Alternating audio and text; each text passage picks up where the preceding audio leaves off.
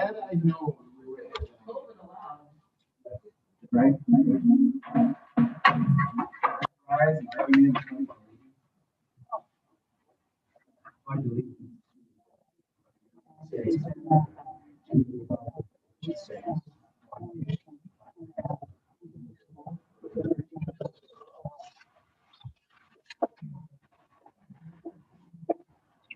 First order of business.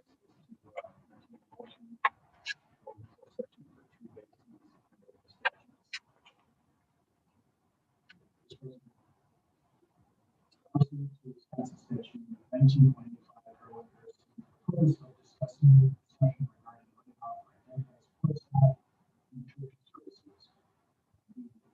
So to discuss the session 1925 for the purpose of discussing full-time public business whatever body business required. Second. By Carrie, motion by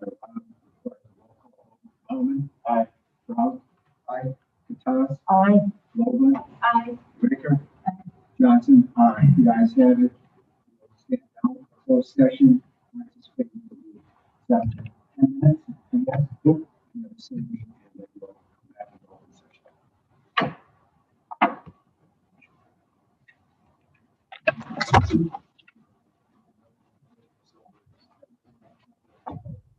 maybe that will be safe. So we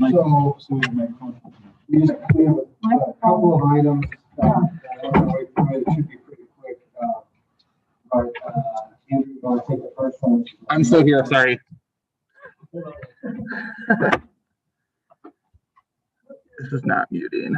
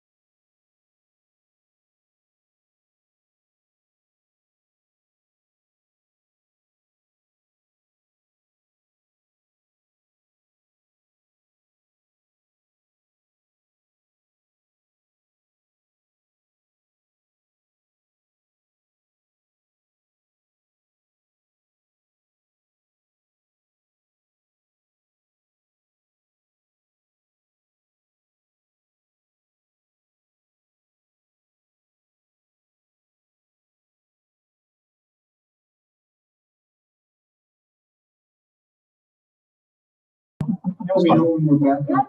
It was late in the day and I'm like.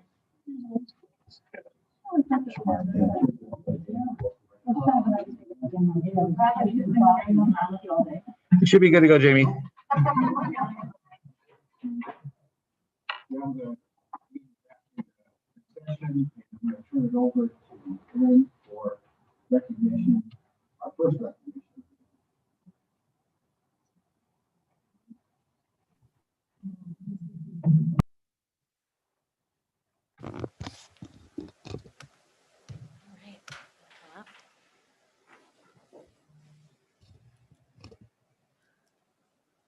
All right. I am honored tonight to recognize Sarah Fleer, school counselor at Willow River, for her nomination for National School Counselor of the Year. Sarah is an outstanding candidate for this award. She is an innovative, inclusive, data-driven professional who works tirelessly to provide meaningful supports and services to our students, families, and staff. She is continually seeking new ideas and organizing approaches to meet the needs of all students. Sarah is a driving force on the impact that our school counseling program has had on the academic, social, emotional, and career development of our school community. Although Sarah was not selected as the recipient of this award, it's still a huge honor worth celebrating. This nomination affords Sarah many opportunities to represent her leadership within the Hudson School District at the state and national level. And we simply just couldn't be prouder of the work, of her work and her well-deserved recognition. Welcome.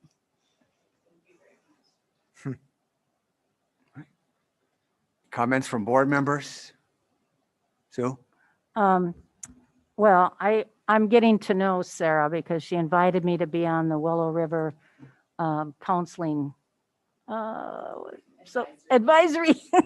I got to go to one meeting and by Zoom, and looking forward to continuing. But anyway, some particular specifics that really stuck with me that Sarah has taken initiative with, and she has a very supportive principal, Kim Osterhughes, and that makes a big difference in her work. But some things that stuck with me was the pursuing whether students could identify one or two adults that they could trust and that they could talk to, which has been something that Erin's been working on as well. The idea of 1-minute visits with students, which, you know, as being a parent and being an adult, you can quickly maybe screen something that might be important to find out about a child coming into school. And then valuing, and this one was real important to me, valuing the kids that are bilingual, because it's already statistics prove that kids that are bilingual are already going to have an upper hand at being successful in real world accomplishments, which we're trying to prepare them for. And of course, we talked about the LGBTQ community, which you might think, whoa, elementary, but you know, there's kids trying to find themselves. And so anyway, I applaud you for your work, and maybe there aren't always these accolades that come and you can hang them on your wall and everything, but the important work is getting done in the school. So thank you. Other board members? Carrie? Congratulations. Sounds like you've done awesome work. And something that stuck out to me was I think it was 30% gain in the reading comprehension among third graders. So that's huge. Thank you. That was the growth in their ELA in maps. And so that was done by collaborating with my teachers, working with them to find times to run groups, teaching classroom lessons on SMART goals and how to take tests and what academic success really means. And through that work, that collaboration, and the hard work of these kids too, they shot up, and it was amazing to see their growth. Thank you.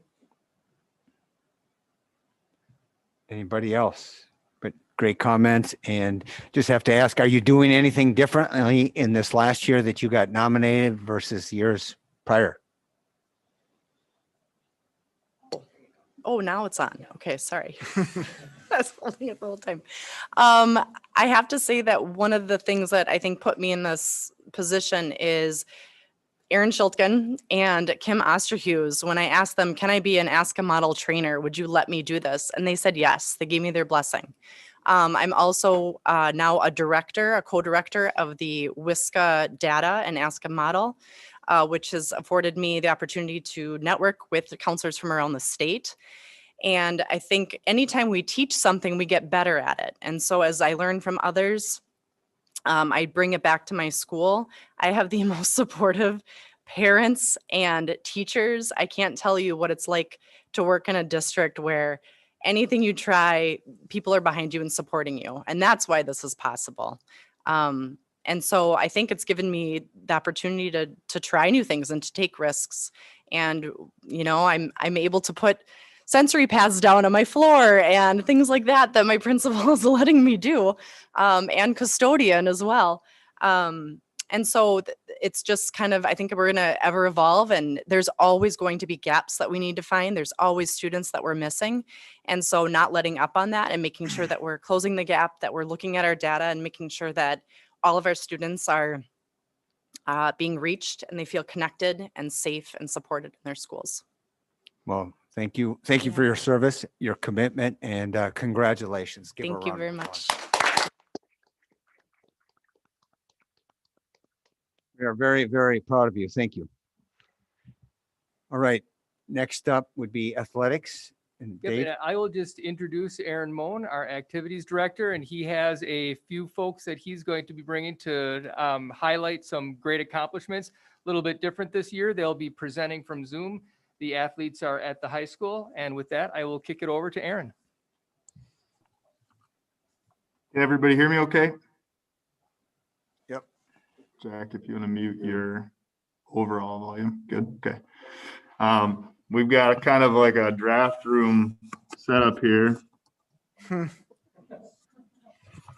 So, but enjoyed to spend the other afternoon. I know we met on Friday with this group of students and have them join our meeting this afternoon. I was not worried about them being able to figure out a way to be resilient and pull together a meeting. So here we are to highlight our fall athletics with a lot of things going on. I'm glad we could find time for them to come talk about it a little bit. We're going to take a little bit different approach. Typically, we'd have 2 to 3 students come and talk about their specific sport, the successes and accomplishments they had individually or as a team, which would be about 20 students. In a year like this, that's obviously not great. So I'm going to highlight kind of overall big picture as a department, and they're going to take an approach of 1 to 2 minutes of just talking about their individual experience. Each one of them is successful in their own right in terms of their sport, but I also view them as strong leaders in each of their programs in our school. So I asked them to take a little bit bigger picture explanation and what they went through in the fall, what it means to them, and each is taking a little bit different angle in that. So I thought that would be helpful in terms of your perspective and seeing the great things that are continuing to happen in each of our programs. If we pull up the presentation, some of it we will talk about, some of it we won't. We won't go through each individual sport. As I'd mentioned, our fall sports went through a tremendous amount of work, a tremendous amount of adversity, as did most of our departments and each organization within our school. As we worked through it, we were able to establish some things and try and maintain normal where we could. That first is the signing days. We were able to have modified signing days, which was great because as you see there in that top picture, we had 9 student athletes sign with the Division I or II program on our first day, which was in November. We then had 2 more sign Division I at the second signing day. And I am well aware of a couple more. We've got a couple swimmers that are going to be signing national letter of intents to bring our total up. And then we'll for sure have some remaining commits throughout the rest of the year that represents what a strong senior class we have in so many ways. So that was a lot of fun to have their families there, to utilize our facility and create some sense of normalcy in a traditional signing day. Next is just an academic focus. top GPA in each of our sports is a huge motivating factor, I know, for a lot of our students. A couple of them are sitting in this room with me right now. And followed by the Golf Coaches Association naming 3 of our students academic all-state. But either of these awards is only a snapshot of the amount of work that our students put in the classroom as well.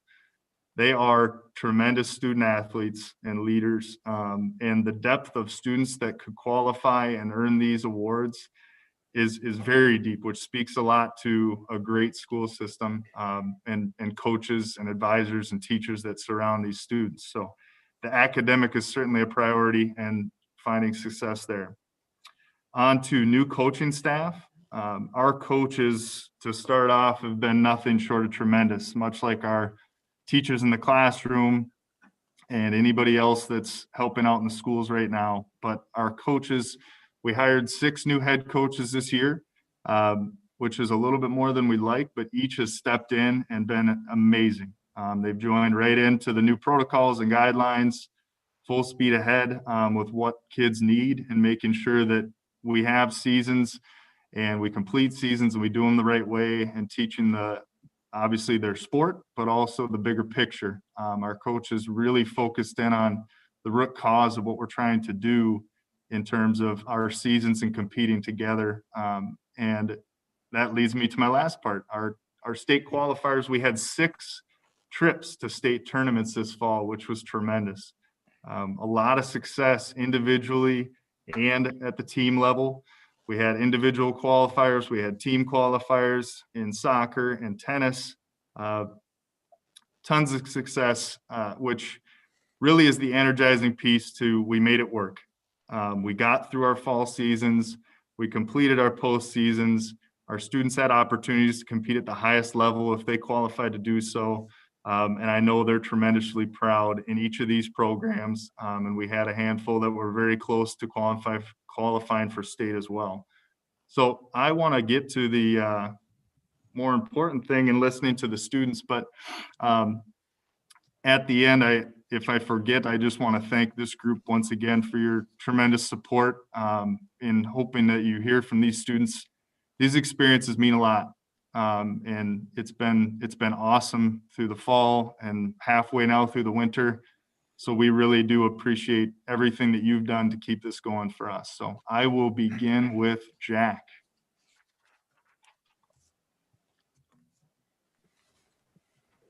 All right. My name is Jack Lewis. I'm a captain of the cross country team.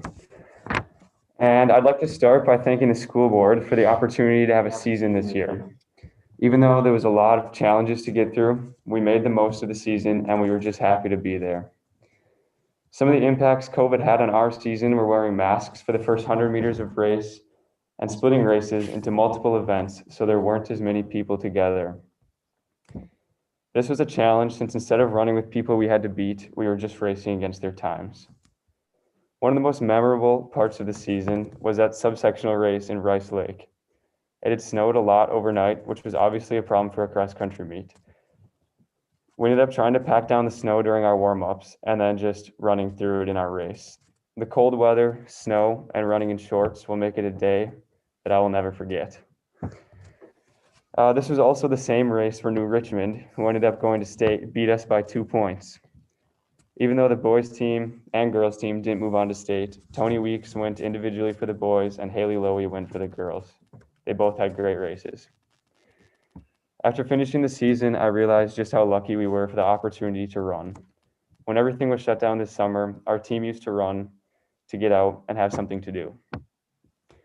It's important to continue athletics in a time like this when students have nothing else to turn to. Once the season started, we treated every meet like it could be our last since everything was up in the air. I know that my team would much rather run and deal with COVID restrictions than not run at all. Personally, the past 4 years in this sport has given me a great friend group and taught me leadership skills that I can use in college and later in life. Thank you.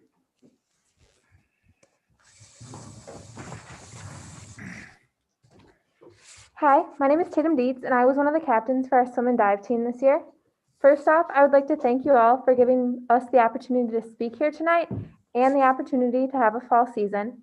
In a year of challenges and uncertainty, the consistency of having a season helped many student athletes, myself included. The most unique challenge I had to work through this year was not having a head coach or an assistant coach until 3 days before practices started. Throughout the summer, we were unsure if we were going to have a season at all due to COVID, but had to keep planning. The other captain and I had to take on coaches' responsibilities such as ordering suits and caps, planning team pictures, and communicating with our team. Once a coach was hired, all the work we had put in before the season was worth it because it helped our season to run as smoothly as possible and allowed us to focus on the This experience has improved my leadership skills and taught me to adapt to the situation at hand. Another challenge we faced was how to connect with our team, given that in the pool, we were all supposed to be spread out on both ends of the pool and 6 feet apart within a lane. As a result, we started doing team time on Wednesdays, which was like a half an hour where varsity, JV, and the divers all got together, and it really helped to bond our team. This season as a team, we also had to adjust our expectations. At the beginning of the year, we did not think we were going to make it to the end of the season, so we approached every meet knowing it could be our last. As a result, instead of having big time drops at the end of the season, our swimmers swam hard at every meet, and we had numerous great swims during the season. We didn't want to get our hopes up about a sectional meet, but in the end, we were able to host one. While not being able to cheer on our teammates from the pool changed the atmosphere, we still made it fun and memorable. In the end, we were fortunate enough to win by 3 points, and the feeling of jumping in the water after a hard-fought win made all the challenges of this difficult season worth it. We were also able to send 6 swimmers and a diver to state to conclude our season. Thank you again for giving us the chance to play this season. Being a senior, I know we had many friends last spring or friends in different districts that did not get the chance to play in their final high school season. So we are very appreciative to have not only gotten to play, but finish out our fall season. So thank you.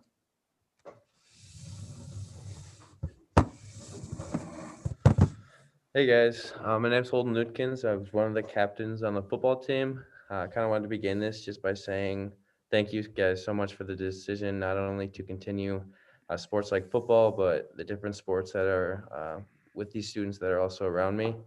That decision has made a really lasting impact on students' health, as in like physical health, but also mental health, because a lot of kids needed it, especially in a time like this when a lot of kids aren't really getting out. One of the things that are coming from this is you wouldn't think that with all the restrictions on being apart, 6 feet apart, can't really touch in practices at the beginning, our team really bonded, and this was definitely by far the closest team I've been a part of my 4 years as a Raider football player. It's truly like a magical thing on the sidelines of each game, especially since we had to have pretty much full season minus a couple of playoff games because of COVID, but it's truly one of the most magical things I've been a part of. And then another thing I wanted to focus on, kind of what I did, is being named as one of the captains. The thing that I focused on most this year was selfless leadership, which is putting others, service of yourself to others rather than just being selfish and keeping it to yourself. Because what is the use of having a skill that you've learned the past years of football without showing it to the other teammates? I thought that was really important this year because a lot of kids needed extra help, as in the classroom. So we had study groups on Wednesday with the D-line group I was a part of. But it was also important during practices because a lot of kids needed that extra help just to get through the day and put a smile on their face. And to end, I wanted to also thank all you guys just for continuing to support all of our athletics, even going into the winter seasons. So thank you. Hi everyone, my name is Izzy Hughes and I'm one of the captains of the cheer and stunt team. Just like all you guys have said, I wanted to thank you guys for allowing us to continue participation in competition in the fall season. We did start off our season really carefully, no mats, spent a lot of time outside, no stunting. So that was definitely a unique start to our season. But we've definitely had our fair share of unique challenges, even when we were allowed to begin stunting and begin using our mats again. One change definitely was our competition setting. We have been lucky enough to compete virtually. However, an empty West Gym does not have the same adrenaline-inducing effect as a packed arena with bright spotlights. Because our competition is on video, we can have as many tries as we need to hit our routine, as opposed to a typical competition where we only get one shot to do it right. This has definitely taken a toll on the motivation of some of my teammates, including me, to perform well with the idea that we have unlimited tries. This has definitely been challenging as a leader, because I eventually had to convince myself and my teammates that we really don't have unlimited tries and we need to be using our practice time wisely and pull things together on the first or second try. It definitely was easy to get frustrated this season. I was trying to take every practice for granted, and sometimes I just felt that other people weren't doing the same, and other people definitely were getting frustrated as well. And as a team captain, I can do and say everything I need to bring some encouragement, but at the end of the day, it isn't up to me to decide what kind of energy is present at practice, and that was the most frustrating part about this year. However, state is getting closer and closer. Our season encompasses fall and winter, so we have state coming up in about a month and a half, and that has definitely lit a fire in everybody to get working. And it's definitely, state has a possibility of being in person this year, so that's definitely been really exciting. But yeah, another unexpected challenge that caused a lot of issues on our team was contact tracing. It is hard enough to have a productive practice with 1 or 2 people missing, but at one point we had 12 people on our team out for contact tracing, which is important. However, we were supposed to submit a video in 1 week for our first virtual competition. Luckily though, mostly everybody was back 2 days before the video was due, and we did an awesome job coming together under pressure to finish our routine and staying late after practice to put in extra time to get those silent sequence reps in. Those 2 days have definitely been the most memorable part of our season so far, because it was really inspiring and really awesome to see everybody come together and help each other in a really stressful time. But yeah, once again, thank you so much for allowing us to continue our season, and I'm super excited to finish up soon in February. So I'm going to pass it off to Paul. There you go. Thank you. Hi everyone, my name is Paul Phillipson, and I'm a player for the Hudson Raiders soccer team. And once again, I want to thank everyone for giving us this season. It was super exciting to have us play, and everyone was really happy to have it. Participating in this sport this year gave me kind of like an escape for me to like not worry about what's going on at school and just kind of focus in on my teammates, since our schedule was kind of shortened. And so we were making some connections and memories during the time of practice and games. The challenging thing for us was having the COVID restrictions, such as the masks.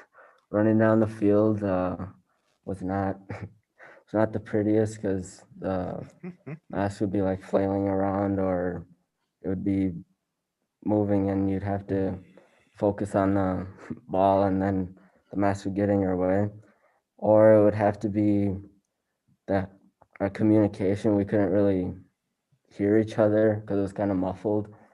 So that was a big challenge for us. But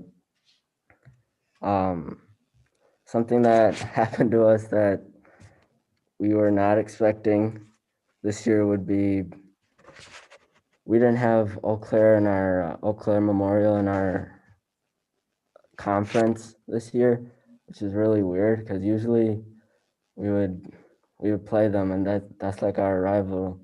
And this year we didn't really have that rival team, and it's just kind of different. But that also was a good thing, because the last time we beat them, it was a really long time ago. So this year we got kind of a pass in a way. But the underclassmen, they didn't really get to experience that big like excitement we get when we play them. As a student leader, I probably have to say, just seeing all my friends in the stands this year, we didn't have them there, so it was just kind of weird not looking up and just seeing like, I mean, we had our parents, but it's not the same. It's not the same having, like your friends there. It was just kind of difficult, but we were happy that we were able to make it to state this year, and just really proud of this team. The most memorable moment I had would probably be getting the escort out to the interstate on our way to, I forget where it was. It was like on our way to, what is it? You guys got escort on the way stairs. Yeah, we got, anyways, a carnival walk, that's what it was. Our, that was something I'll never forget, which I'm thankful for. Other than that, I really liked this season. It wasn't much different. And thank you again.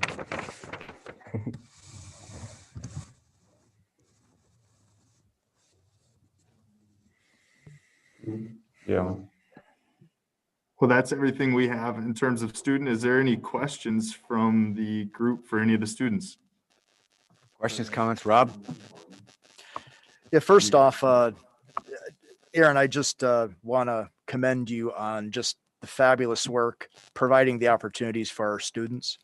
As Holden had mentioned, the mental and physical well-being of our students, of our athletes, is important, and to be able to afford them a safe, as much as possible, a safe environment has been absolutely critical. And I think just some of the takeaways that I have had in listening to our students speak, all of them talking about how this was a unique year, how they practiced and played and trained as if every opportunity was potentially their last, which I think brought perhaps a higher level of appreciation for what it is they were doing this year. And again, commend all the students for continuing to be strong students, but also strong athletes. And the success we continue to have year over year is just absolutely fantastic. So thanks to our students, thanks to you, Aaron, and your team. And, again, I'm looking forward to seeing how things continue to go in the winter. Other board members comment? Yes, Bob. I just think it's a credit to all of you for adapting to the changes necessary to allow you to have a season. And I'm sure it wasn't the memories you thought coming in as a freshman that you would have, in your later years here in varsity. But certainly we did create memories, and will make you stronger, I'm sure. Thank you. Anyone else? All right, Heather.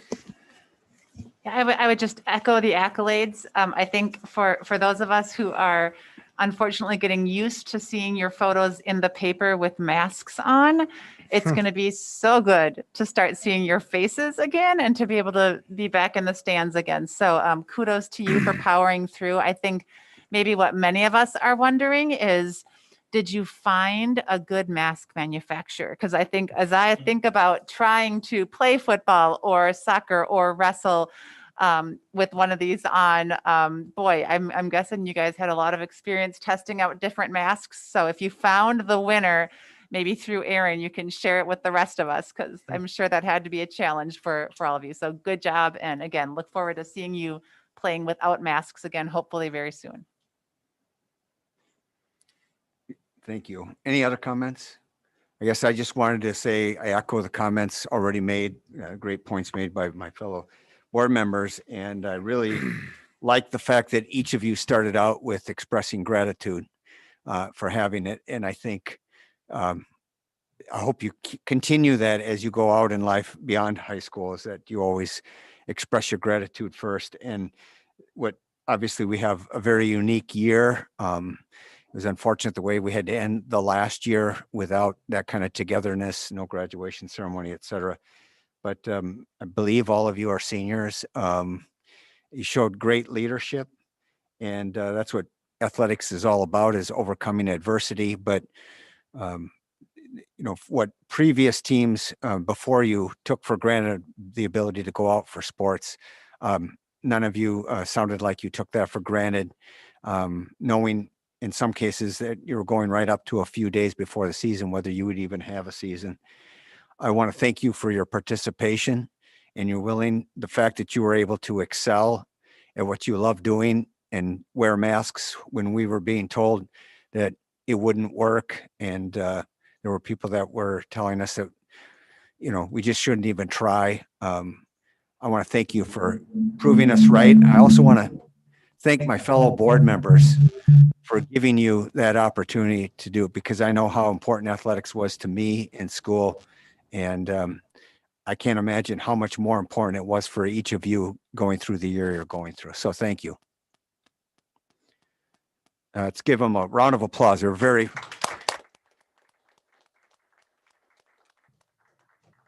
well spoken. Thank you for your presentation, and good luck. I hope you're continuing in activities throughout the rest of the year. Now, going on with our agenda, Thank you guys, and just have a great rest of your night. Yep. Thank you, Aaron. Thanks a lot for your work. Thank you, Aaron. All right, I'm going to turn it over to Dr. Audit for his reports. I guess whatever order you want to take them, Nick. All right. Hopefully you can hear me all right. So I'm going to do the COVID operational update. There's not a whole lot of changes or new items related to the COVID operational update. A couple things I want to draw your attention to. I'm going to see if I can share my screen here. Okay, share. All right, there we go. And so what we have there is you can kind of see where we're at and how we've been trending as far as with our case counts on our 2-week periods and where we're at currently. Tomorrow is the last day that we take cases for this 2-week count. We're at 20, and so we're in a really good spot. If we look down, I'm going to try not to make you sick, but scroll down to the 2-week period that we're in right now. Okay. You can see the high school has really, we knock on wood, we have not had a case in the high school in about 10 days. And our middle school, we had some cases over break. And the way we set up this 2-week case count is we went back to the Wednesday before we came back. So we didn't make it a 3-week count. We still made it a 2-week count. So we made sure we had at least 2 weeks worth of counts in and counted the cases as we went through there. But you can kind of see as I scroll down through where the different counts are with the different schools, and we'll get this out on the website so that people can see that tomorrow once we finalize it. So like I said, I think we're in a really good spot. And we're seeing a downward trend. We hit our peak at the 2 weeks prior to Thanksgiving, it seems like. And since then it's been going down with 60 and then 45 and then now this most recent 20. The next item I want to show you is just a reminder of the revised school closure matrix. So based on where we're sitting right now, the 7-day average per 100,000 today was at 10.9. So it has really dropped in the county. The activity in the county has really dropped quite a bit. So I would guess that unless there's some huge amount of cases that come in tomorrow, our case, we're going to end up in this area right here for the high school, and the same thing with the middle school. And so really what that means is our high school, middle school students starting on Tuesday, the 19th, we will have everybody K-12 back in our buildings working to have their school face to face. We still do have the option for people to do virtual, and we have people that are taking advantage of that option. But we would anticipate that everybody will be back on Tuesday. And some people might ask why Tuesday, not Monday. Monday we do not have school. It's a teacher in service day on Monday the 18th, and so. But on Wednesday, this coming Wednesday is when we'll put out the communication district wide, letting people know how we're sitting and where we're at. A couple other things. I know that Dave is going to be working with the high school staff, fine arts staff, and music staff, not just the high school, but also elementaries and middle school as well. We're going to be looking at how do we get a return to concerts and a return to, some type of theater production yet this spring, and really trying to get that up and running and get that working. So we are in the process of doing that. We want to get that done for an opportunity for our kids to get to experience it. I think you heard tonight, the kids are extremely grateful for any type of opportunities they're getting. And so we want to continue to try to look for those opportunities as we work through it. A couple other items as it relates to the COVID operational update. We have been notified we did put a communication out to all staff that we've been notified by public health that our first group of folks that'll start to qualify for the vaccine, which is our health professionals that work within the district, nurses, nurse assistants, occupational therapists, physical therapists, I think speech language. Is there another, am I missing anybody else, Aaron? I think that's, OT and PT. And that group will more than likely be receiving their first round of vaccine yet this week. And then we're still working with different local providers to try to determine when the rest of the staff would qualify for the first round of the vaccine. It's really, there's not necessarily a standard laid out plan for the entire state.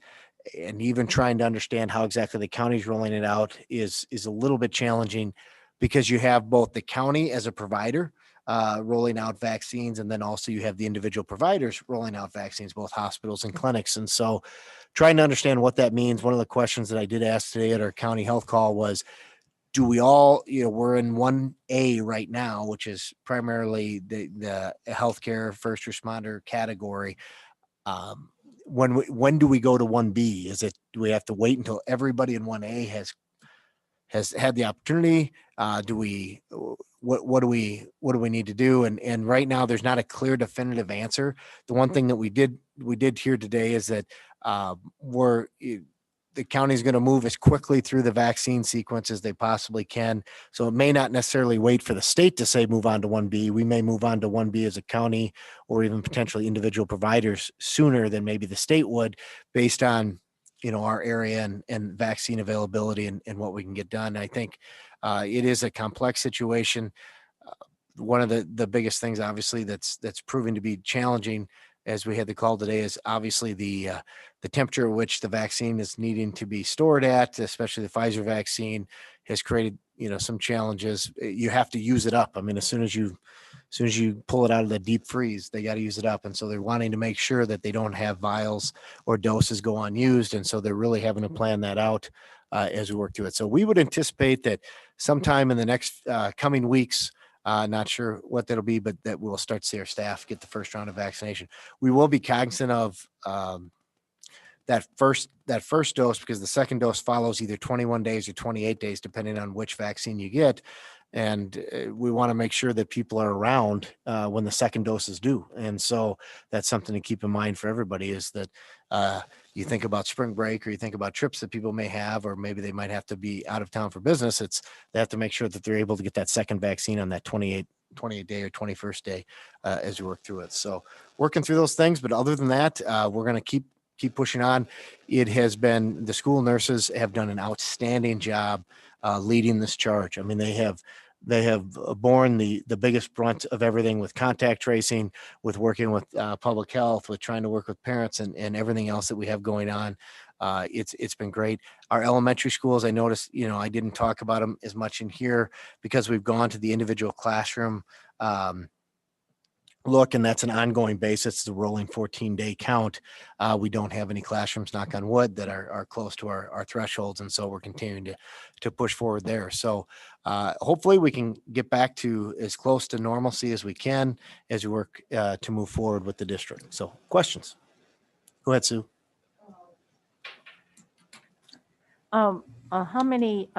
Approximately how many students, or what percentage of students are doing the individual distance learning now? Dave, I don't know if we have an exact number, but I don't think it's changed much. It's kind of bounced in and out, about 11, 12%. Like 11%. Yeah, it's about 12%, and it really has not changed much. Those that are consistent have remained consistent, and then some come in, some go out. It'll be interesting to watch over the next few weeks, as Nick said, when people start to see the vaccinations on the horizon, to see what that does to those numbers. Any other questions on the COVID report? All right. Moving on then. Yep. So the school board election update, I think, Tim, you're able to share this one, right? Share your screen on this one. The final day to submit applications or nomination papers for the school board was on January 5th. Is that right? January 5th at 5 p.m. We have 9 individuals that are running for the school board.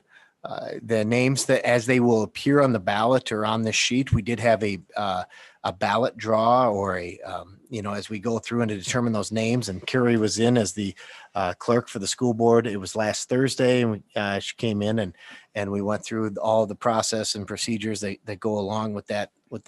The primary, because we have more than 6 candidates, the primary will be on February 16th. It's Tuesday, February 16th. That also coincides with the state superintendent primary. And I think those are the only 2 primaries that I'm aware of that are going on the 16th. So then from there, that primary will take the candidates from 9 down to 6 candidates that will be on the ballot for Tuesday, April 6th. So I have reached out, or I guess I should say Tim has reached out to all of the non-incumbent candidates to ask if they would like to meet or any questions that they have. Obviously, Rob and Bob are incumbent candidates, and they can obviously meet with me whenever, and they have my contact information. But, if they have any questions, so I've already begun doing that. We've had one candidate to come in and meet with me just to ask questions about the district and the board. And I have another one scheduled for tomorrow and 2 more for Thursday. And so those are going on. In addition to that, we also will be running a newsletter at the end of January, first part of February. District newsletter. It's just what we normally do about this time of year. We have a district newsletter. We've already asked the candidates if they would like to submit. It's 250 words. Is that right, Tracy? Why they want to be on the Hudson School Board. We'll put that in the newsletter along with some demographic information that you typically would see. And then that will go out to all of our groups. That's a every door mailer that goes out 4 times a year, but so that will be coming out prior to the primary. So all 9 candidates will have the opportunity to put their thoughts in that, and we will put that out. So any questions about the school board race or anything going on with that? Go ahead. Well, go ahead, Carrie. I'd be really interested in reading 2 of those essays. Yeah, absolutely. Well, yeah, I want to mention, I don't know if you specifically said, but this is for 3 slots. So we have 9 people running in the primary for 3 slots. And you mentioned that we have the 2 incumbents running, but we have a 3rd person who's not running for another term. And I want to thank her at this time. I think we'll have more eloquent speeches, and hopefully we can make them without masks when she attends our last meeting in April. But Sue, I want to thank you for your service. And I would agree. I know Dr. Audit had sent an email to all board members advising how many people were in and the ballot order and so forth. And thank you for your service, but also pointed out you are one of the most prepared board members, maybe the most prepared board member that Nick has had in the 5+ going on 6 years that he's been here. So really appreciate your service, your dedication. I'm also retired. Do you think that makes a difference? Yes, I have nothing else to do in my life except. Absolutely, and echoing Jamie's sentiments as we look forward to an opportunity to formally recognize Sue as we get to April. But great to have her as part of the board. She's been on the board ever since I've been here. So I think she came in April, together. and I came in July. Together. Yeah, we leaped over the broom. Yes, that's exactly right. That's exactly right. So, any other questions? Any questions about that? Yeah, that's. But I appreciate you doing that because, I mean, there's been some changes in media. I'll just use that general term in the nearly 8 years that Bruce and I have been on the board. So, the local paper is different, social media is different, but being able to offer some kind of forum that's, for all candidates to be able to get their positions out and their, like you said, personal motivations. I appreciate doing that so we can focus on, again, what the purpose of the school board is. And hopefully people get out there and vote, even if it is just school board and the state superintendent of education. Absolutely. And, the next item on the superintendent reports is the equity audit update. And this is really, a recap of what we talked about back in December, but wanted to make sure that, for the public that we don't record our work sessions. And so we wanted to make sure we recapped it on a work session or on a regular meeting so you kind of understand what's going on. So I turn it over to, I don't know if it's Dave or Aaron, or go ahead. Yeah, so as you know, we recently contracted with ICS, Integrated Comprehensive Systems for Equity, and had a chance to meet with Elise and Colleen last week, and they were fantastic, very flexible, very understanding, very collaborative, as we work together to try to generate common goals, what we hope to learn, and what we're hoping for outcomes related to the equity audit, with the primary purpose, of course, being to identify opportunities for improvement. And those opportunities for improvement relate to equitable outcomes for all students. We're looking forward to engaging in the work. It's incredibly important, and it impacts every aspect of the school district. When you're looking at equity, it's not an initiative. It's a lens that we use to analyze results. And it really will impact most departments very directly. 4 of us have taken the lead on spearheading this and organizing the structure. I'm going to turn it over to Erin. She's going to share a little bit about the student service perspective. So from a student services perspective, what we're working on right now with ICS is looking at our staffing allocations by building in student services. So special education, ESL, GT, our school counselors, social workers, that sort of thing, as well as collecting student data for them. So number of students within identified programs at each building. And then from there, I know there's a bigger data collection regarding students and disaggregated groups and so on. But right now, that's what we're working on. And then from an HR perspective as well, we're going to be focusing on that. And then we're working on setting up focus groups among staff, students, community members in February. I think mostly all in February. And so we're identifying those students collaboratively with the principals right now and staff members. And we're looking forward to having a broad representation on those committees. So we kind of went back to our non-discrimination statement and sent that off to the principals as well to say, okay, we want to make sure we have representation in these different groups so that we're able to have that good cross-section and the information sharing with our consultants. And then on a community level, which includes parents, board members, leadership within our municipalities and businesses and all that. We're prepared to get a Google form out so people can apply to be on one of the focus groups.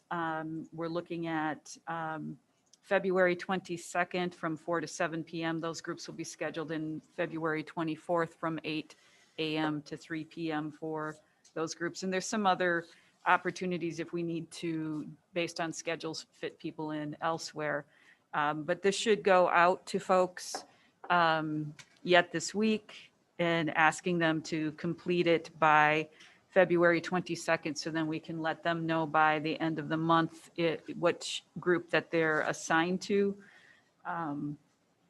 ICS is also offering an online opportunity for folks who are not able to attend one of the focus groups. The focus groups will all be online or through Zoom. Okay. Any questions regarding that? Mr. President. Rob. And so we talked a little bit about representative sample, if you will, and identifying students and other folks that'll participate. How, and I know certainly we want to make sure that we have representation of the groups that, all groups that need to be identified. How do we make sure that those groups are in fact identified? We had a meeting last week where the 4 of us sat down and we went through, as well as with ICS, the consultants, and they said, these are the people we want within the different staff groups, whether it's special ed para, classroom teacher, psych counselor, all those different individuals at each building. So they're doing focus groups at each building. And then I think the focus with the students is more the secondary level, the middle school, high school. But we are really taking the lead from them and telling us who they feel should be part of it. Okay, thank you. They also offered, they've been combing through our newspaper articles and identifying folks that they have that have stood out as folks that we should be reaching out to. So we certainly took all of that information in, and we'll be reaching out to those individuals, and then also looking at some of our families who may not be inclined to fill this out, that we'll have to do some work to reach out to some families directly that we know we want to make sure that we have representation from. Perfect. Thank you. Any other questions? All right. And then last up is the WASB resolutions. Yep. And so every year we have different resolutions that come up for consideration with the Wisconsin Association of School Boards. Rob will be representing the school district at this meeting. Normally I'd say down in Milwaukee, but it's now virtual. So as you can see, I don't need to read through all of these items, but I will point out the 1 cent sales tax resolution that we put out there did make it onto the list to be talked about and voted on by the general resolution group. And so if you have any questions about these or where we're at with recommendations on any of these, more than happy to answer those. But I think you guys can read through those without me needing to go too extensively through them. Any questions on that? And Heather. Yeah, I had one comment. I know there's a resolution toward the bottom where the recommendation was to be neutral. If you could scroll down, I could remember which one it was. I think it was the last one, Resolution 2110. I guess I would encourage us to be supportive of that because, wait, is that the one? Yeah. Okay. There must have been further conversation Yes. after this was initially shared with us. Thank you. I appreciate that we are supportive of that resolution. I am done with my comment. Yeah, okay. Any other questions? Yes, Bob. Nick, I know you've been paying attention to the 1 cent sales tax since we talked about it a couple of years ago. Has there been any movement in the state or other districts that you're seeing? What I'm seeing is I'm starting to get, I've gotten several emails from superintendents saying, I'm glad to see this on the resolution list. We've had conversations with our representatives who have started to carry it then to leadership in the different parties. It's obviously a heavy lift anytime you're talking about tax, especially in Wisconsin right now. But I think there's some real momentum with it because it creates a little bit more equitable situation for all districts. It's tied back to funding per kid, not necessarily tied back to projects or tied back to the free reduced lunch levels in districts and things like that. So yeah, I think it's starting to pick up steam. It'll be interesting as Rob kind of carries the water. He's the one that's championed it through the process and made it through, I guess you call it the funnel, because there's a lot of different resolutions that come up and it made its way through and it's been trying to get this at least on the forefront of our lobbyists to start lobbying on behalf. Go ahead, Sue. Just one piece of advice for Rob. Don't boil the ocean. Yeah. Absolutely. All right. Any other questions? Very good. All right. So then moving on, we'll go to reports, and I assume this is Dave with the media curriculum update. Yes, it is. Thank you. So this will be a little bit different than what we would normally see for a curriculum update. The media team and the media program, they served a very different function during all of this new way of approaching school with COVID. They're a very skilled team. We often think of them in terms of like the library skills and going to the media center and the work that we see there, but they play a really important role supporting teachers and staff. This year, they really stepped up to the plate in supporting families as well. So today, Jen Lotzi, Assistant Director for Technology, and Laura Murphy and Kelly Headland, Media Specialists, will be sharing a little bit about what they did to support families, staff, and students throughout COVID. I'll turn it over to Jen. Everyone, thank you so much for letting me join in today. As Dave mentioned, this is a little bit different, and we'll talk about a little bit further down when we talk about our student connections, why we're not specifically talking about curriculum and where we're at in the curriculum improvement process. I also want to thank Laura and Kelly for joining today. Really appreciate them taking time out of their evening to join us. So as Dave mentioned, our media specialist team has provided an incredible amount of support to not only our staff, our families, and our students as we've shifted through all of the different instructional models and all of the different requirements that really are needed to support the instructional environment. So first things first, teacher support. So right when things switched over, actually a little bit before we moved into what things looked like in March, we reached out to our media specialist team. We knew immediately that they were going to be an integral part of what things looked like for those 2 weeks that we were going to be closed in March. And we were ready at that point in time. And we couldn't have even imagined all of the troubleshooting that they would have done with our teachers during that time. We made some expectations around video sharing and Google Classroom and Google Meet and a lot of different things. And so I'm actually going to pass it over to Kelly to share a little bit about how they offered that teacher support. Okay, hopefully my mic is working. So I just have one kind of thing we picked out to highlight. And that would include the work that we did with assisting staff in becoming familiar with Google Classroom. So in the spring, teachers may have been using some different electronic platforms for interactivity. And starting this fall, there was a shift so that we had some consistency to have all the levels using Google Classroom. So right away, we spent a lot of time getting them familiar with this, using all the features, what they could do when posting assignments, as well as providing feedback to students through this platform, and how they could best make that work and how it could look for each grade level, each classroom, and each situation. And then also this kind of segues into since Google Meet was how they joined through Google Classroom. We also did a lot with that. We did trainings and breakouts to help them become familiar with this, practicing ways to make it work the best, logging in and sitting in different rooms and just trying things out to help build their confidence so that they would be able to carry it out on their own. And then as they started getting more comfortable with this, we then worked together to embed document cameras and share videos and simply just troubleshooting what wasn't working quite right for them. And this isn't something new or different for our roles. It's kind of what we've always done, but it just was on a much more urgent basis this year. We just really felt like it was a huge role to help the teachers feel confident using these tools. Thank you, Kelly. And one thing I'll add to that, thank you, Kelly, for sharing, that this isn't new. It's certainly heightened, right? All of this technology use with students, with teachers, it's very new, particularly at the elementary level. And it's something that our media specialist team has been preparing for a long time by working side by side with teachers and also getting our students these technology skills.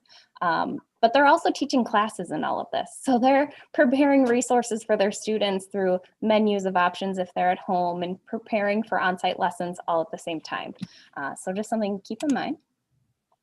As we transition to talking about family support, I would say that throughout all of these months that we've been in this environment, we couldn't be more thankful for not only our technicians, but our media specialist team. Since we've started everything, we've addressed over 2,000 documented tickets from families. And that's just the tickets that our media that our technician teams have responded to. We typically respond in under an hour, which we are pretty proud of.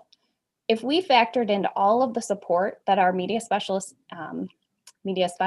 offered to our families, we would be well double or triple that number, I'm sure of it, just because as much time as our technical team is spending on the phone with families, they're spending just as much time. And I'm going to pass it over to Laura so she can elaborate on this. Hopefully my mic is working as well. We served as a liaison between schools and their families to enable this virtual learning to happen. We answered a lot of technology questions and continued building community with our students as well.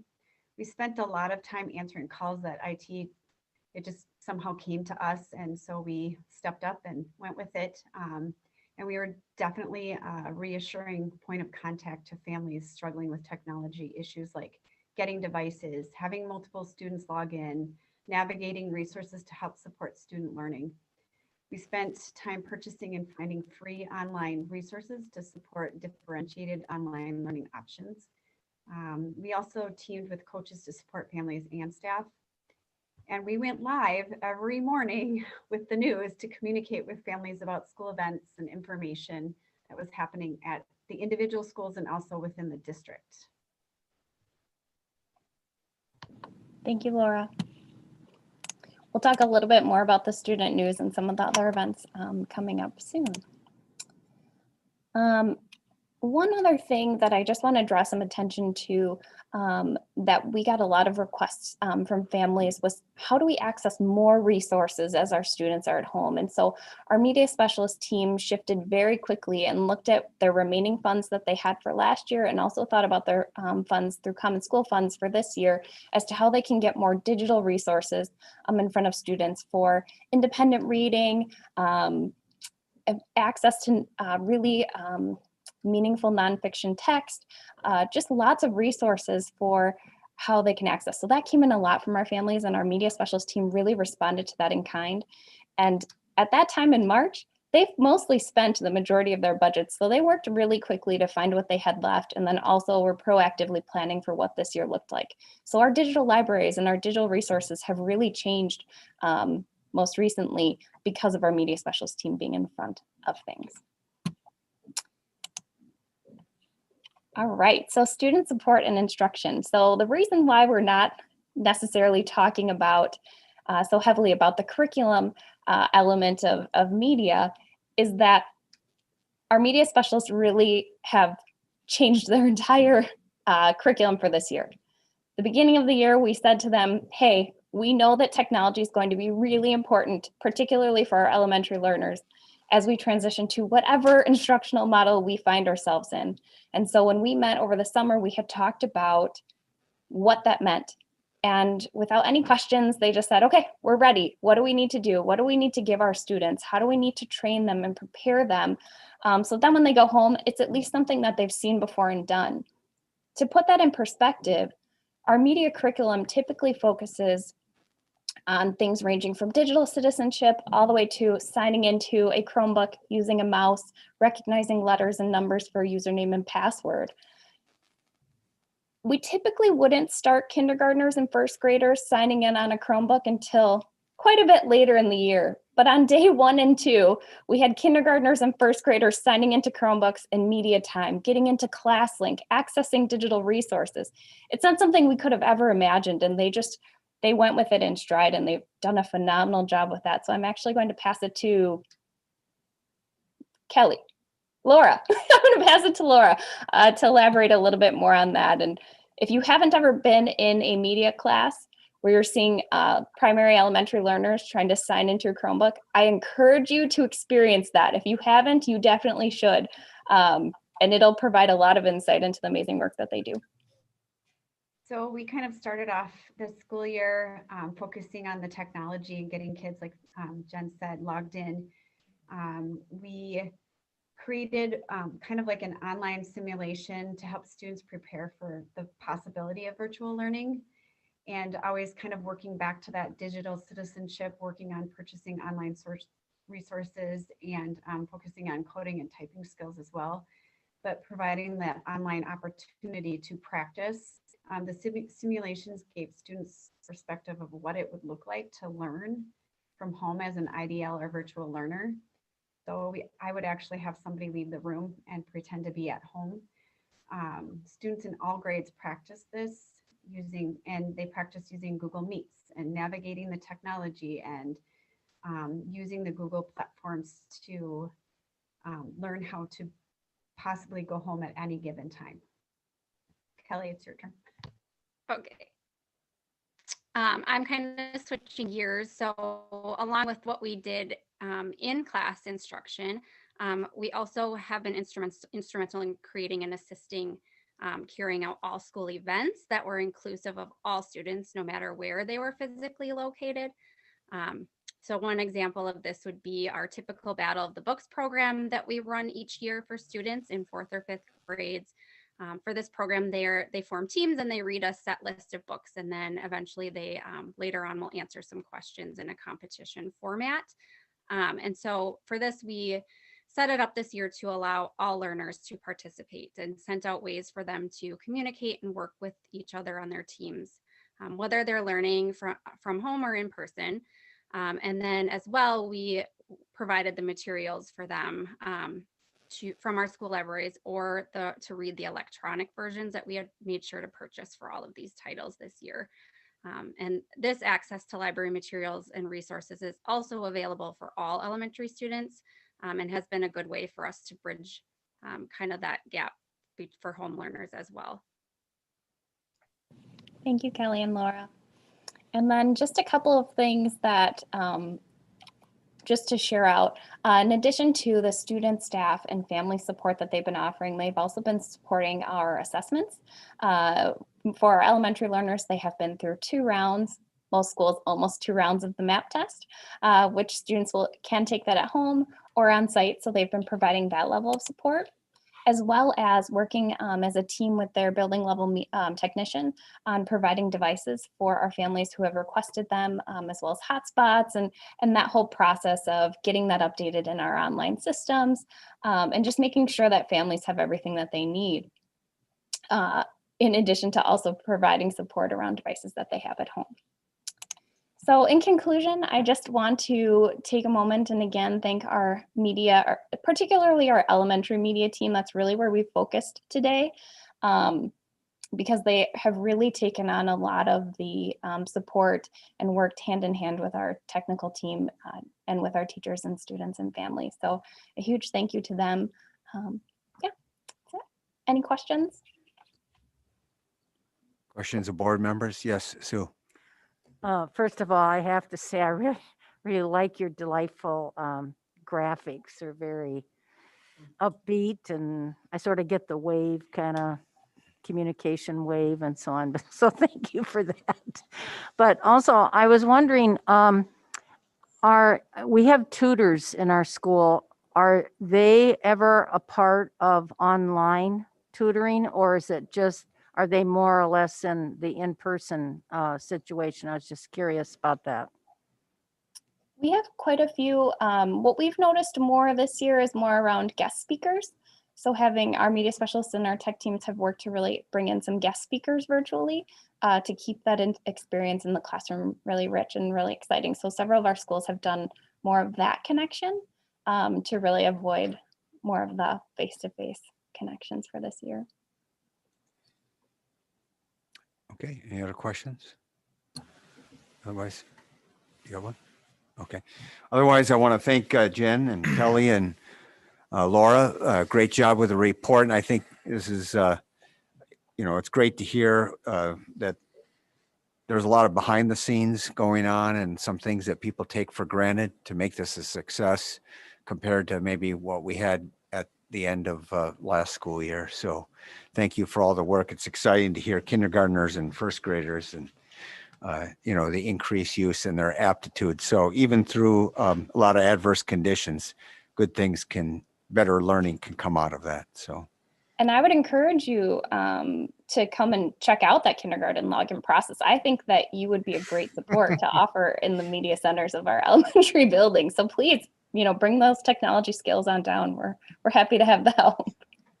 Well, I've seen my 4-year-old granddaughter, and she can already get my cell phone and start, manipulating around. So, yeah, I can't wait till she gets on a computer. Are you still going to her for tech support? Yeah, it's very close. Yeah, yes. I know. Well, thank you so much. Thank you. Thanks, Jen. All right. Next up, now we move to the action portion of our agenda. We have our consent items, and I would entertain a motion pursuant to the language regarding this spending. Mr. President, before I do this, Andrew, do you want to talk about retirements and exits? I can before. Typically, I do it after you accept it, but if you want me to do it before, Please, because we have somebody on this list that's near and dear to a lot of us. definitely. And there's quite a slew of people on this list For that sure. are very significant. So I certainly can go forward with this. So I'll go through the list of people. So far, we are all in with the retirement deadline. So 13 people across the district are retiring at the end of this year. First up is Brian Petermeyer. He's a high school science teacher, biology, life science teacher, 27 years of service in the Hudson School District. Lori Beeging, instructional coach, Holton Rivercrest currently. I know she's gone through different buildings as an instructional coach, 19 years of service in the Hudson School District. Laura Kiesler, a kindergarten teacher at North Hudson, 24 years. Kindergarten teacher for 24 years. That's super great. Jim Stateskull. I'm assuming that's one that you may have been thinking about. Assistant Director of Operations, certainly a long time, almost legend at this point in terms of his contributions to the district, 23 years of service to the district. I'll keep going and then you guys can comment after, if that's okay. Cindy Mitchell, the AODA coordinator, as well as I think she was the creator of Strive at the high school. So another individual that's been here a very long time, 35 years of service to the Hudson School District. Gwen Conklin, science teacher at the middle school, 20 years of service as well. Julie Tang, and a special ed teacher at the high school who has 30 years of service. The next one's a unique one, Ernest Beachy. He's an English teacher at the high school, only 6 years in Hudson, but it's kind of a second retirement for him, and has brought just a wealth of ideas to the high school during his relatively short time here. Cindy Gresmer, art teacher at Willow River, 16 years of service to Hudson. So in some way, shape, or form, we'll be celebrating all of them come spring. We just don't quite know what that looks like, but we were creative last year and we'll be creative again this year because it is such a fun thing to do for such a fantastic group of individuals. Yeah, certainly a lot of experience. So, Mr. President, I move approval of the consent items and that the Chief Financial and Operations Officer be authorized to pay bills in the amount of $1,815,854.86. Motion by Rob. Okay, second by Heather. And all those in favor say aye. Aye. Those opposed say no.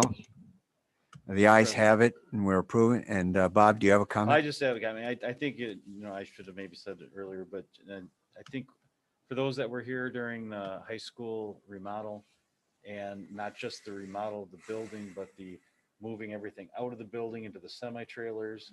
I remember hearing some, was it 47 or 27 semi-trailers that were moved in like days back in? I mean, I couldn't have done it without Jim. He was amazing.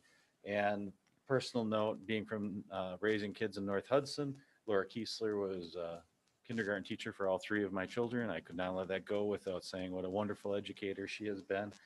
Amazing person. And she'll be missed here at the district. Yep. Yeah, Yes, I Sue? make a note about Cynthia. I got to know her especially, well, a couple other art teachers too, but because I was over at EP Rock. But anyway, she's had student artwork at the state capitol, and she's had some children recognize her in some special areas. And I would say in generally of our art teachers, they really, they teach the same concepts they'd teach in a college art department, only like, with our technology, they can bring that down to a level.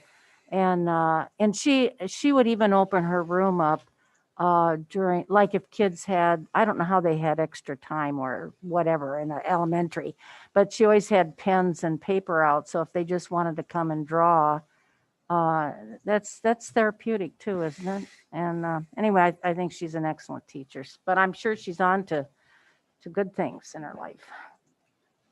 Hopefully they'll all be subbing quite a bit. And that's one of my pitches I do as I meet with them. But I think that's an awesome opportunity for them. And I do think that each of these have such a great, unique story.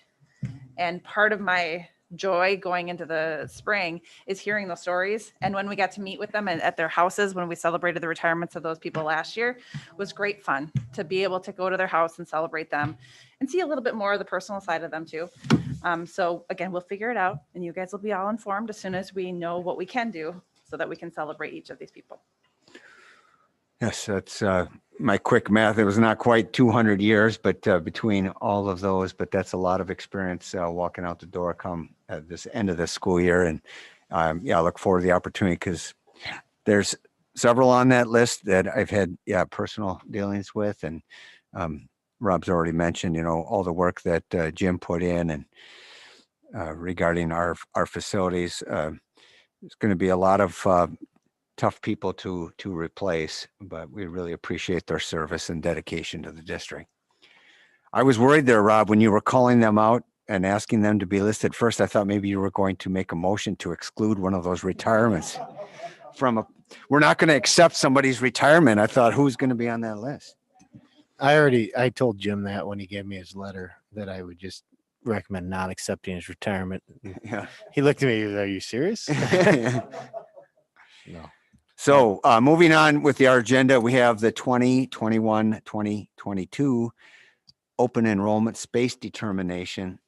And, again, we're getting into the part of the agenda that's been discussed, before, but Andrea, I saw you taking your mask off, so you were going to speak on this one.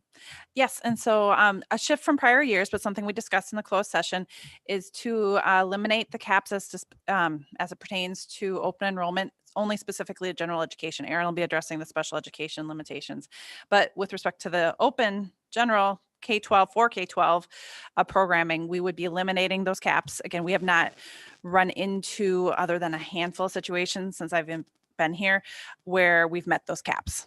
And so really to set those as unnecessary at this point is our determination. And we think it's beneficial and we are recommending elimination of those caps and to open it up. Okay. And thank you for clarifying what the recommendation is. So every year I've been used to Big spreadsheet. A motion, where we have to put it up, do the screen share and then talk about what caps at what grade level and so forth. So with there being no caps, you still want a motion by the board Yeah, to we need a accept the motion. elimination? Yeah. And motion by the board. Even though not all have the those caps. caps expire annually anyway, and there are no caps, but in place. All right. I believe the law requires a motion to be made or an action by the board to be made each year. Okay, very good. I'll entertain motion then. Carries. Mr. President, move to approve that there be no open enrollment caps at any grade For K general to 12 for general education. Second. We have a motion by Carrie, second by Sue. Any further discussion? Hearing none. Okay, Rob? Yeah. Just a quick question perhaps for Nick. If we remove the caps, are we at risk of, if we have too much interest, offering opportunities for students that might impact the number of kids we have in our classrooms or what? We haven't seen that type of impact or that type of interest. So it's really been a non-issue for us. Okay. So. All right, any other questions? Hearing none, all those in favor say aye. Aye. Those opposed, nay. Ayes have it. Motion passes. Next up is the special education open enrollment space determination. Aaron? Yep. You're up. The special education open enrollment recommendation is consistent to what it's been in years past. This allows us to be consistent and proactive in our staffing needs. And so there are a few spots open in our cross-categorical services at elementary. And is that a 10? It's kind of Yes, small. it is a 10. All right. On the cross categorical, otherwise closed everywhere else. Right. And that's the recommendation. Yes. And basically continue the previous recommendations of at least the last 2 years, if not more. Yes. All right. So, Rob? So moved. Is there a second? Carrie has the second. All those in favor say aye. Aye. Those opposed say nay. All right, the ayes have it, and the motion passes. Again, moving on to academic calendar. And Dave, I think this has been yours. We've only talked about this, I think, 4 of the last 5 meetings. Yes, so- we've had quite a few conversations, so I will keep it brief. Again, big thank you to the calendar committee. They do an amazing job. They dig into this. They have a level of expertise now because of the time, the number of years they've gone through this. They do a great job. We have representation from all buildings, administrative, specialist, and teacher representation, and very much appreciate what they do every year for this. So the calendar we're bringing forward is the first version that we shared at the last work session.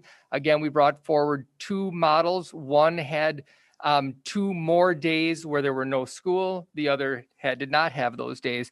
This is the version with the 2 days built in, which was overwhelmingly supported by the committee. Heard a lot of feedback from other staff members not on the committee that this is the model that they preferred. There certainly were a few people that preferred the other model. Specifically, it was AP teachers, but I'm confident they'll work through the few barriers that they recognized with the calendar. In summary, first day of school on this calendar is Wednesday, September 1st.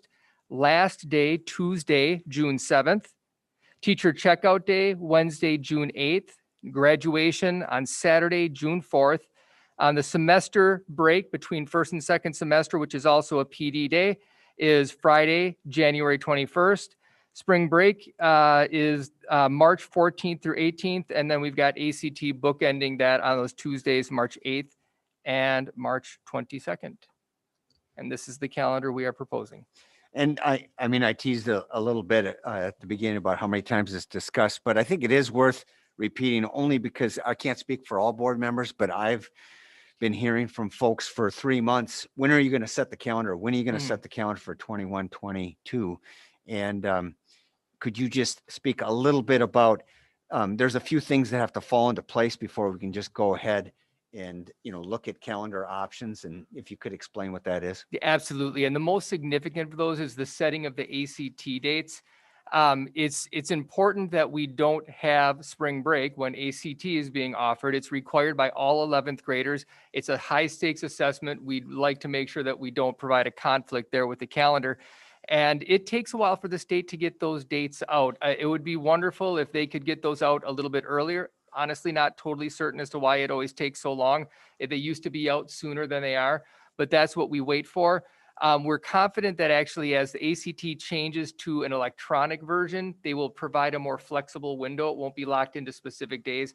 That will help tremendously. But that's the main thing that we wait for as we create the calendar. And so that's the explanation also why spring break is the week of March 14th, 2022. Right, absolutely, because it's the first session of the ACT is that week before, and then the makeup is the following week. So we sandwich it in between those. All right, Sue, you had a question. Just follow up to you, Jamie. So using the word presumptive, does that mean the state has not, it's not an absolute, or what does that presumptive mean? I'm not sure when I said that, but that. In here. Oh, okay. It's oh yeah. We can actually change that. It's it's on their website. We were guessing when I put that in. That's a good catch. I'll have to remove that before we take off the word draft as well. So we'll remove presumptive I'm and becoming draft. Carrie. Wow. All right.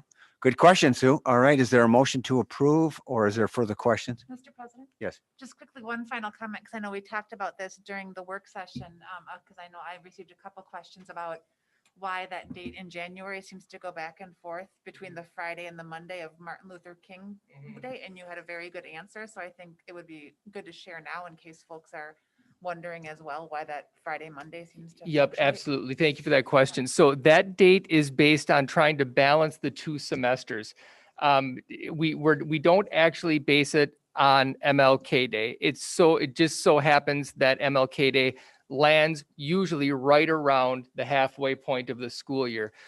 That time is set aside for teachers to plan for the following semester. At the high school, we have many teachers who teach a certain set of classes first semester and a different set second semester. So that's their one opportunity to sit down, plan, and get that time in. And I've said this before, there's different opinions on if MLK Day should be a day in session or not in session. It's my belief that it's best that it's a day our students are in session so we can honor the work of Dr. Martin Luther King Jr. And it provides a nice opportunity to have some meaningful conversations. All right, thank you, Heather, for that. Mr. President? Yes, I move that we approve the school calendar for 2021, 2022. is there a second? All right, Bob got the second, Sue motion. All right, any further comments or questions? Last chance. We've only talked about this, a dozen times. All right, very good. Well, then, thank you for all your work, Dave, and what the committee did. All those in favor of the motion say aye. Aye. Those opposed say nay. The ayes have it, and the calendar is approved for 21, 22. And hopefully that will stop the emails and questions about when spring break is going to be. All right. Board self-evaluation. I guess, this is the kickoff to, there's the opportunity to fill this out. In past years, we've given you a 3 months heads up, and we still have, the deadline comes and people still haven't filled it out. So we're trying to go to an even more simple way, because in the past we've entered that 12-digit code or whatever it is. Now they're giving us an opportunity where you just click on a link and you fill it out. And Tim, can you tell us, like, what's the quality control measure to be certain that a board member has filled it out without divulging exactly which members have done that? Or I have not seen, Nick will have access to the results. I don't know when 7 people have, and I don't believe it's tied specifically to the board member. Okay. Nope, it's just, it's one code, actually. Everybody gets the exact same code. Okay. So it would be helpful if board members either emailed Tim or me and said, hey, I filled it out, just so we can say, check on the list. Because I think sometimes people forget, I can't remember if I filled it out or not. So. Well, since we got such a great lesson in emails over this last 10 months, yes, I think that board members could get that quick email off to Tim or you or both, saying that it's filled out. But when usually we talk about this in April, so this is your 3 months heads up as far as it'll be coming out, and fill it out when you wish. Any questions about that? All right, then, next up is the second reading of student policies. And last time we were looking at these, I think we had the word procedure in there a little bit for a few of them. Now that's been corrected. So it's clear that we are adopting 6 policies and 2 rules. Anything more you want to say about that, Andrea? No, Okay. and Erin? aside from those slight changes in regard to procedure versus policy, there have been no changes to these policies. So. Okay. And again, just reflecting the difference between rule and policy. A policy is what the formal process or the formal document that the board approves. A procedure is usually an interpretation of that policy, and to have that clearly differentiated, I think is just best practice. But a rule? A rule is an interpretation of the policy that it's recommended that the board have that level of gravitas associated with certain policies. And that's why some are rules, but typically procedures are only going to pertain to more administrative type rules outside of the board policy making process. Okay. Thank you for that clarification. Is there a motion for the approval of second reading? So moved. Second. Motion by Carrie, second by Bruce. All those in favor say aye. Aye. Those opposed say nay. The ayes have it. I'll next entertain a motion to adjourn. So moved. Heather got it. Bruce, we got the motion. All those in favor of adjourning say aye. Aye. Those opposed say nay.